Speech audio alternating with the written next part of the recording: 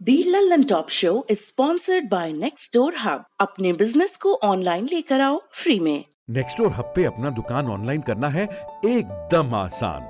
नेक्स्टडोर hub आपको अपने शहर में और अधिक उपभोक्ताओं तक पहुंचा देता है, आपको अपना बिजनेस बढ़ाने में मदद करता है। नजदीकी दुकान से खरीदना अब पहले से भी होगा आसान। हम हैं Nextdoor Hub, local online shopping platform.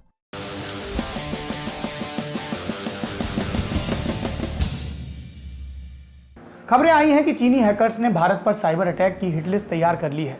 Social media पर तमाम सच्ची झूठी लिस्ट वायरल है। कुछ लिस्ट बताती हैं कि ये कंपनियां खतरे में हैं, कुछ लिस्ट बताती हैं कि ये ऐप हटा दो वरना खतरा हो जाएगा।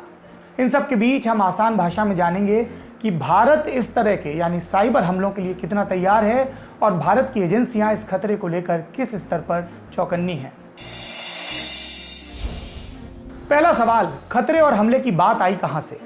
डीप वेब यानी जहां हैकर कम्युनिटी गुमनाम रहकर बातचीत कर सकती है, वहां पर भारतीय सरकारी एजेंसियां और प्राइवेट कंपनियां, उनकी एक ऐसी हिटलिस्ट जारी हुई जिन पर हमला करने की सुपारी चाइनीज हैकर्स को दी गई है। साइबर इंटेलिजेंस फर्म साइफर्मा ने इस बात की तरफ साफ इशारा किया कि चीनी हैकर्स भारत की बड़ी एजेंसियों को निशाना बनाने की फिराक में है। इस बीच ऑस्ट्रेलिया से भी खबर आई कि उस पर भी बड़ा साइबर हमला हुआ है। हमला इतना बड़ा है कि खुद वहां के प्रधानमंत्री को सामने आकर इसकी जानकारी देनी पड़ी। सरकारी सेवाओं से लेकर कई प्राइवेट सेवाओं पर साइबर अटैक हुआ है। ऑस्ट्रेलिया के पीएम ने किसी देश का नाम तो नहीं लिया, लेकिन जानकार इसे चीन द्वारा किया हुआ हमला मान रहे हैं। इस हमले से न सिर्फ सरकारी सेवाएं बल्कि बैंकिंग और हेल्थ सेक्टर पर भी असर पड़ा है। दूसरा सवाल, क्या सच में भारत पर खतरा बढ़ गया है? साइफर्मा ने अपनी रिपोर्ट में दावा किया है कि चाइनीज हैकर फोरम में कुछ कंपनियों और एजेंसियों पर हैकिंग करने की हिटलिस्ट तैयार की गई है। इसमें भारत की कई मीडिया एजेंसी और प्राइवेट कंपनियों के अलावा भारत सरकार के विदेश, सूचना एवं प्रसारण मंत्रालय और रक्षा मंत्रालय भी शामिल हैं। जो प्राइवेट कंपनियां इस लिस्ट में हैं वो हैं Jio, MRF tyre, Sun pharmaceutical, Airtel, Cipla, Intex technologies, Micromax, BSNL, Apollo tyre के बाद आखिरी नाम है एलएनटी का। कंपनी का कहना है कि चाइनीज हैकिंग फोरम में भारत की मीडिया और सरकारी एजेंसियों को सबक सिखाने जैसी बातें लगातार हो रही हैं, यानी खतरा असली है। अगला सवाल ये उठता है कि कितना बड़ा है चाइनीज हैकर नेटवर्क? एक अनुमान के मुताबिक चीन की हैकर कम्युनिटी में 3 लाख से भी ज़्यादा लोग काम करते हैं। इनमें से 93% चीनी सेना यानी चाइनीज रिपब्लिकन आर्मी के लिए काम करते हैं।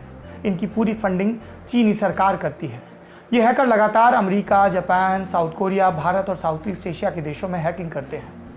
क्या भारत ऐसे हमलों के लिए तैयार है? ये सवाल आपके मन में आया होगा।